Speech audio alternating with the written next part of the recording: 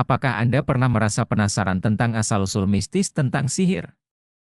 Lebih penting lagi, mengapa kita selalu membayangkan penyihir terbang di atas langit dan menembus awan-awan menggunakan sapu lidi panjang di malam hari?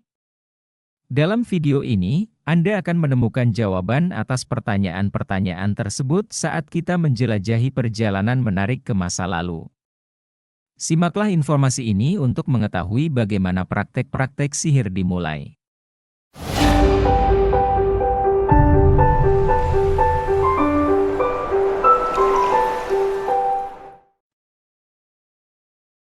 Sebelum kita lanjut menonton video ini, jangan lupa subscribe channel ini agar dapat memberikan manfaat.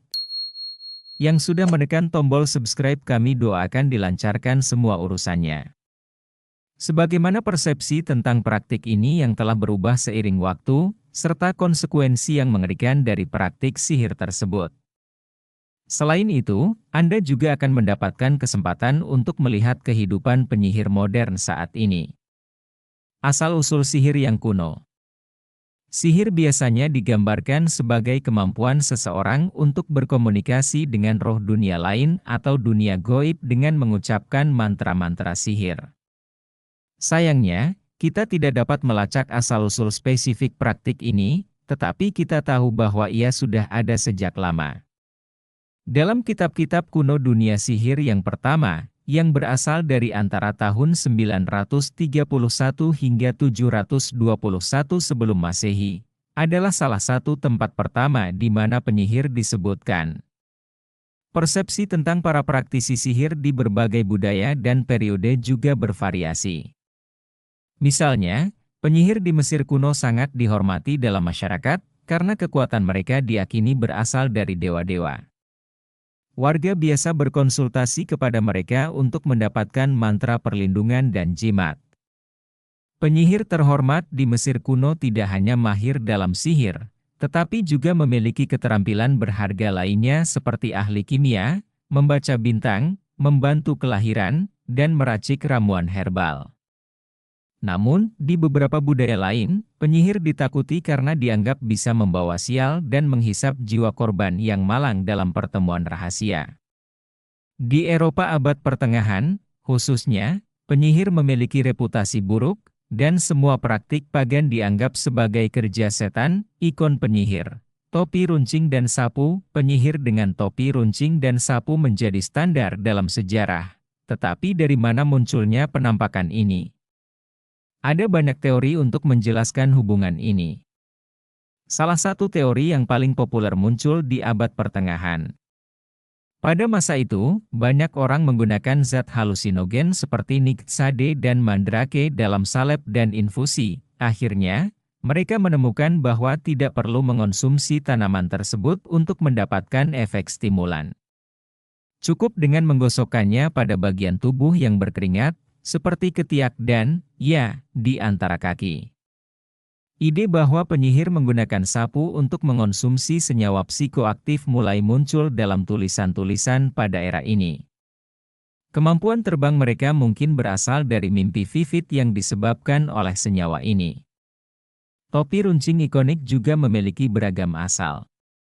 Beberapa sumber mengaitkan gaya ini dengan Quaker, sebuah denominasi Kristen yang teraniaya yang muncul di Inggris pada abad ke-17.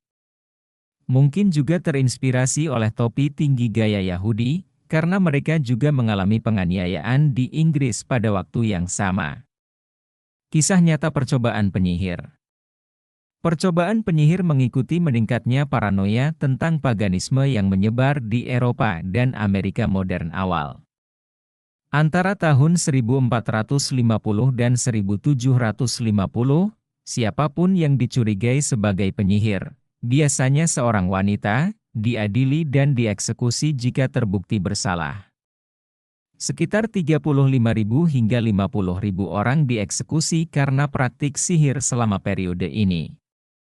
Salah satu perburuan penyihir yang paling terkenal adalah percobaan penyihir Salem, yang berlangsung dari Februari 1692 hingga Mei 1693.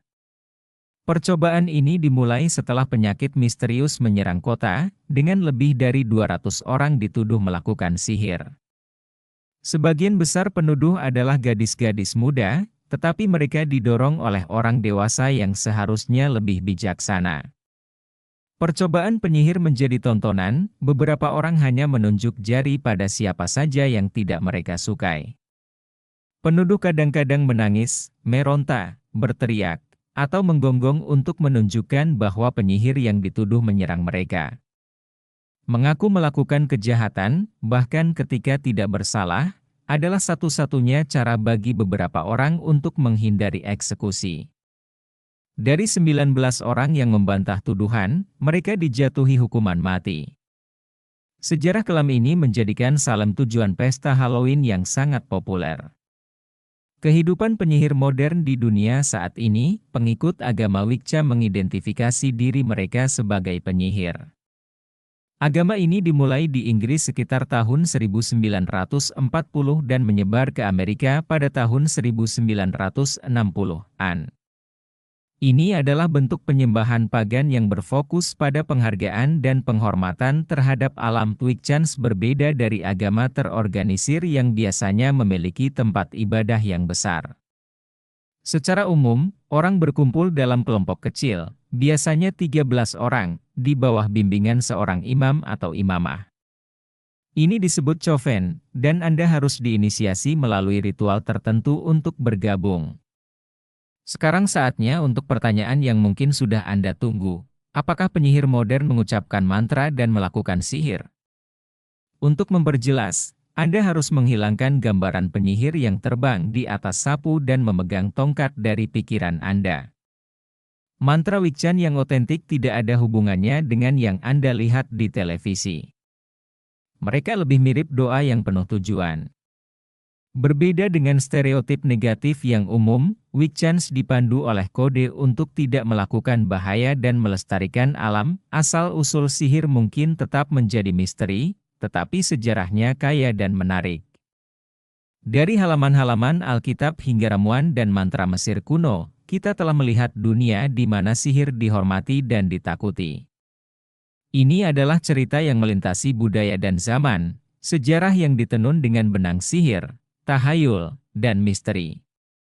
Dan, melalui Wiccans, sihir ini terus hidup hingga hari ini.